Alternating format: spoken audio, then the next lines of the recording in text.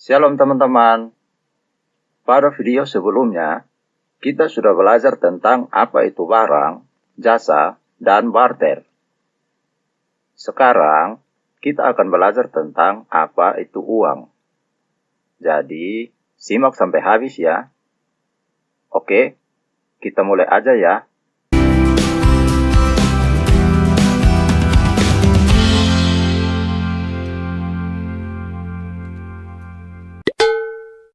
Nah, berikut pertama kalinya terdapat kata uang di dalam Alkitab.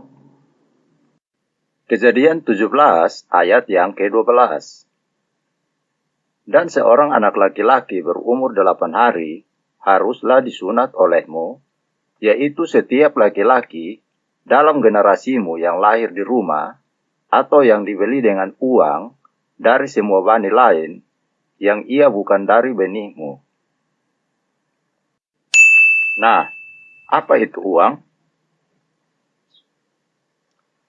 Uang adalah benda yang digunakan masyarakat sebagai alat tukar atau pembayaran barang dan jasa yang sah, juga kekayaan atau aset berharga lainnya. Menurut Kamus Besar Bahasa Indonesia, uang adalah alat tukar atau standar pengukur nilai atau kesatuan hitungan yang sah dan dikeluarkan oleh pemerintah suatu negara berupa kertas, emas, perak, atau logam lain yang dicetak dengan bentuk dan gambar tertentu. Singkatnya, uang adalah alat tukar yang sering digunakan oleh masyarakat hingga saat ini. Oke, jelas ya? Nah, sebelum lebih jauh, kita lihat sedikit ya bagaimana sejarah uang. Awal mulanya, masyarakat belum mengenal apa itu uang. Dahulu, masyarakat lebih mengenal sistem barter, seperti yang sudah kita bahas pada video sebelumnya ya. Seiring berkembangnya zaman, maka sejarah uang dimulai dengan adanya alternatif baru yaitu logam. Logam dinilai lebih tahan lama, bernilai tinggi, serta mudah dibawa dibandingkan sistem barter. Kemudian muncullah uang kertas yang dianggap lebih mudah dan efisien dibandingkan uang logam pada masa itu. Dalam sejarah, bangsa Yunani dikenal sebagai penemu uang logam pertama. Bangsa Yunani mencetak berbagai jenis uang logam yang nilainya mereka tentukan berdasarkan bahan pembuatnya. Kemudian, karena semakin terbatasnya bahan baku pembuatan uang logam, muncullah ide untuk menciptakan uang dalam bentuk kertas oleh bangsa Tiongkok pada abad 1 Masehi. Oke, lanjut ya. Nah, selanjutnya, uang mempunyai beberapa jenis yang perlu kita tahu ya teman-teman. Jenis-jenis uang tersebut yaitu, yang pertama, jenis uang berdasarkan lembaga. Berdasarkan lembaganya, uang dibagi ke dalam dua jenis, yaitu uang kartal dan uang giral. Nah, uang kartal adalah uang yang terdiri dari logam dan kertas. Uang kartal merupakan uang sah yang digunakan sebagai alat pembayaran berdasarkan negara dan undang-undang. Berikutnya, uang giral adalah jenis uang yang tidak memiliki bentuk karena hanya berupa saldo tagihan di bank seperti kartu kredit, cek, wesel, dan lain-lain. Uang giral biasanya disimpan pada koran di bank-bank umum yang mana bisa digunakan kapan saja. Yang berikut, jenis yang kedua adalah jenis uang berdasarkan bahan pembuatnya. Berdasarkan bahan pembuatannya, terbagi menjadi dua yaitu uang logam dan uang kertas. Nah, uang logam adalah uang yang terbuat dari bahan logam, biasanya emas atau perak. Hal ini dikarenakan sifatnya yang stabil dan cenderung tinggi, serta mudah dikenali. Sedangkan uang kertas adalah uang yang terbuat dari kertas dengan gambar dan cap tertentu, dan merupakan alat pembayaran yang sah. Menurut penjelasan Undang-Undang Nomor 23 Tahun 1999 tentang Bank Indonesia, yang dimaksud dengan uang kertas adalah uang dalam bentuk lembaran yang terbuat dari bahan kertas atau bahan lainnya yang menyerupai kertas. Nah, uang logam maupun uang kertas memiliki tiga nilai, yaitu nilai intrinsik, nominal, dan nilai tukar. Apa itu nilai intrinsik, nominal, dan nilai tukar? Pertama, nilai intrinsik yaitu nilai bahan untuk membuat mata uang, misalnya berapa nilai bahan kertas atau emas dan perak yang digunakan untuk mata uang. Kedua, nilai nominal yaitu nilai yang tercantum pada mata uang atau cap harga yang tertera pada mata uang. Misalnya Rp100 atau Rp5.000. Yang ketiga, nilai tukar adalah kemampuan uang untuk dapat ditukarkan dengan suatu barang atau daya beli uang. Misalnya uang Rp500 hanya dapat ditukarkan dengan sebuah permen, sedangkan Rp10.000 dapat ditukarkan dengan semangkuk bakso. Jelas ya? Nah, lalu apa perbedaan uang logam dan uang kertas? Perbedaannya adalah, yang pertama, uang logam memiliki sifat yang tidak mudah hancur dan tahan lama, berbeda dengan uang kertas yang sifatnya mudah hancur dan tidak tahan lama. Yang kedua, uang logam biasanya dibuat dari emas, perak, perunggu atau sejenisnya. Sedangkan uang kertas dibuat dalam bentuk lembaran yang terbuat dari bahan kertas. Yang ketiga, uang kertas berbentuk persegi panjang atau selembaran kertas, sedangkan uang logam cenderung berbentuk lingkaran. Yang keempat, pada uang kertas nominal yang tercantum lebih besar jika dibandingkan dengan uang logam. Berikutnya, jenis yang ketiga adalah jenis uang berdasarkan nilainya. Berdasarkan nilainya, uang dibedakan menjadi dua, yaitu uang penuh atau yang biasa disebut full-bodied money dan uang tanda atau yang biasa disebut token money. Nah, nilai uang dikatakan sebagai uang penuh apabila nilai yang tertera di atas uang tersebut sama nilainya dengan bahan yang digunakan. Maksudnya adalah, jika uang itu terbuat dari emas, maka nilai uang itu sama dengan nilai emas yang dikandungnya, atau dengan kata lain, nilai intrinsik dan nilai nominalnya sama. Contohnya adalah uang logam.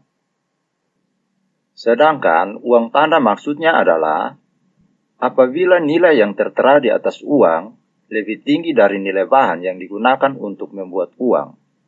Atau dengan kata lain, nilai intrinsik lebih kecil dibandingkan dengan nilai nominalnya. Contohnya adalah uang kertas. Misalnya, untuk membuat uang Rp1.000, pemerintah hanya mengeluarkan biaya Rp750. Oke, sampai di sini jelas ya teman-teman. Selanjutnya, ayo kita lihat apa saja fungsi uang. Fungsi uang dibagi menjadi dua, yaitu fungsi asli uang dan fungsi turunan uang. Nah, fungsi asli uang terbagi menjadi tiga, yaitu yang pertama, uang sebagai alat tukar atau yang biasa disebut medium of change. Dalam kehidupan bermasyarakat, uang menjadi alat tukar dalam transaksi pembayaran barang dan jasa tanpa melibatkan kegiatan tukar-menukar barang. Yang kedua, uang sebagai alat penyimpan nilai atau yang biasa disebut valuta, di mana uang bisa mengalihkan daya beli masa kini ke masa mendatang. Misalnya, jika seseorang menjual barang dan mendapatkan uang, maka uang tersebut bisa digunakan untuk membeli barang dan jasa di masa yang akan datang. Yang ketiga adalah uang sebagai satuan hitung, atau yang biasa disebut unit of account, di mana uang bisa menunjukkan nilai kekayaan. Selain itu, uang juga dapat menunjukkan berbagai nilai barang dan jasa yang diberikan, serta menghitung jumlah pinjaman. Selanjutnya, fungsi turunan uang dibagi menjadi 5, yaitu yang pertama, uang sebagai alat pembayaran transaksi yang sah. Kedua, uang sebagai alat pembayaran utang. Ketiga, uang sebagai alat penimbun kekayaan. Keempat, uang sebagai alat pemindah kekayaan. Dan yang kelima, uang sebagai alat pendorong kegiatan ekonomi.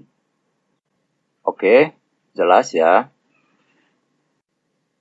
Nah, selain fungsi uang, ada pun manfaat uang, yaitu sebagai pendorong aktivitas ekonomi, di mana uang menjadi patokan ukuran kekayaan seseorang. Dengan begitu, masyarakat akan terdorong untuk memiliki uang, sehingga memacu terjadinya lebih banyak aktivitas ekonomi di suatu negara. Manfaat lain dari uang adalah dapat menciptakan lapangan pekerjaan.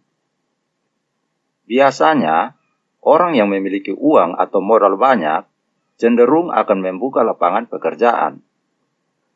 Hal tersebut tentu juga bisa mendorong perekonomian suatu negara. Jelas ya?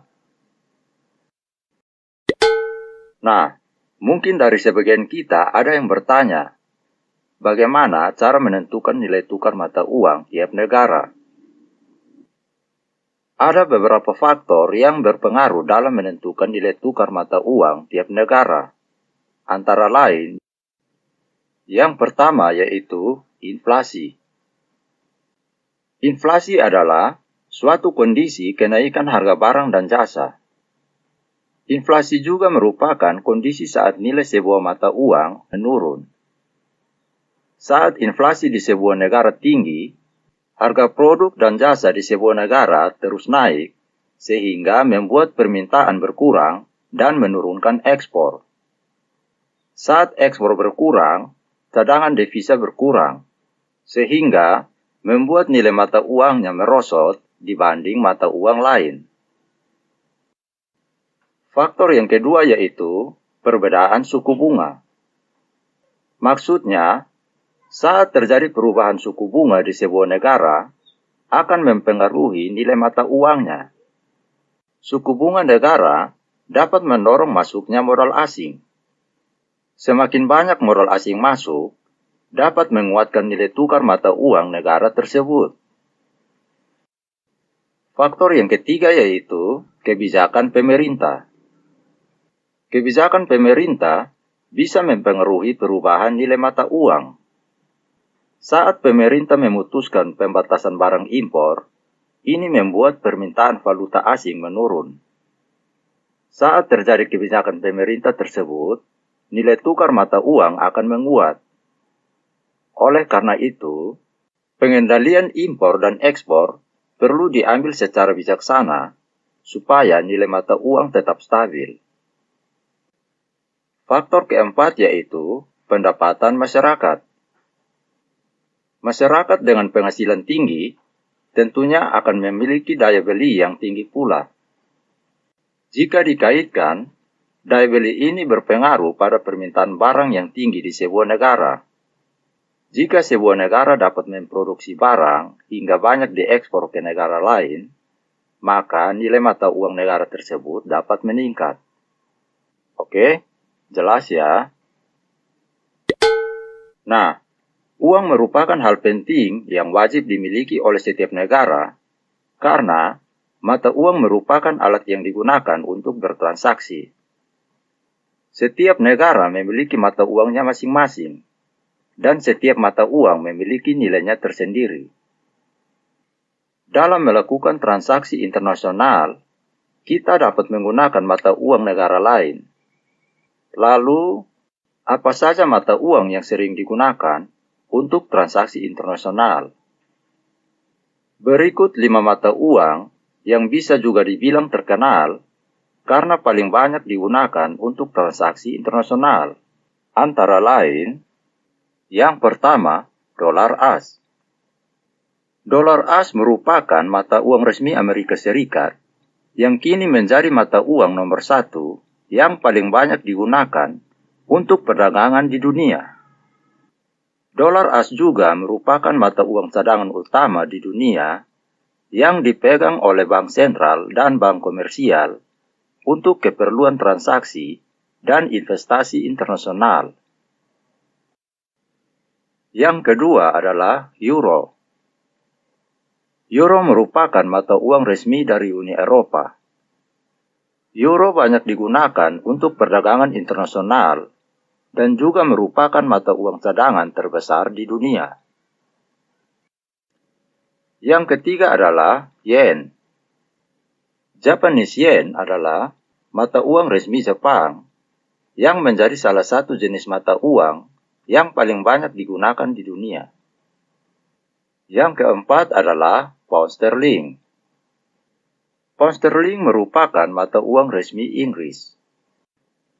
Yang kelima adalah dolar Australia. Dolar Australia merupakan mata uang dari Australia. Nah, karena Indonesia merupakan salah satu bagian dari negara ASEAN, maka sebagai informasi tambahan untuk kita ketahui bersama, berikut adalah daftar mata uang negara ASEAN, antara lain, yang pertama adalah rupiah.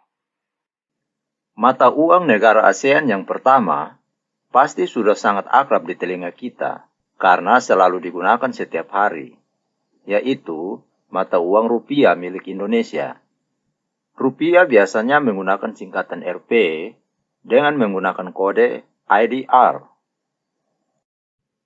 Yang kedua ada ringgit dari Malaysia. Negara tetangga yang bersebelahan langsung dengan Indonesia, yaitu Malaysia, juga memiliki mata uang sendiri bernama ringgit. Mata uang ini menggunakan kode MYR. Yang ketiga ada dolar dari Brunei Darussalam. Satu lagi negara tetangga Indonesia adalah Brunei Darussalam dengan mata uangnya dolar Brunei. Mata uang Brunei menggunakan kode BND. Yang keempat ada dolar AS dari Timor Leste. Sebagai negara yang masih terbilang muda, Timor Leste belum memiliki mata uang sendiri dan menggunakan dolar Amerika Serikat. Dolar AS ini menggunakan kode USD. Yang kelima ada dolar dari Singapura. Singapura juga menjadi salah satu negara di ASEAN yang menggunakan mata uang dengan sebutan dolar. Biasanya populer disebut dengan nama dolar Singapura. Dolar Singapura menggunakan kode SGD. Yang keenam ada baht dari Thailand. Mata uang negara ASEAN berikutnya adalah Thailand, yang menggunakan mata uang baht. Mata uang ini menggunakan kode THB. Yang ketujuh adalah dong dari Vietnam. Vietnam juga memiliki mata uang sendiri. Nama mata uang Vietnam adalah dong, yakni dengan menggunakan kode VND. Yang kedelapan ada peso dari Filipina. Filipina sebagai salah satu negara ASEAN lainnya yang memiliki mata uang bernama peso dan memiliki kode PHB. Yang kesembilan ada KIP dari Laos. Mata uang negara Asia Tenggara berikutnya adalah KIP yang berasal dari Laos. Mata uang ini menggunakan kode LAK. Yang kesepuluh ada Kyat dari Myanmar. Myanmar juga memiliki mata uang bernama Kyat yang menggunakan kode MMK. Dan yang terakhir ada Riel dari Kamboja. Mata uang Kamboja adalah Riel dengan menggunakan kode KHR. Nah, Itulah ulasan singkat mengenai apa itu uang. Sekarang kita sudah paham ya teman-teman. Jika ada yang masih kurang paham, bisa disimak lagi ya videonya. Oke, sekian pembahasan kali ini. Tuhan memberkati.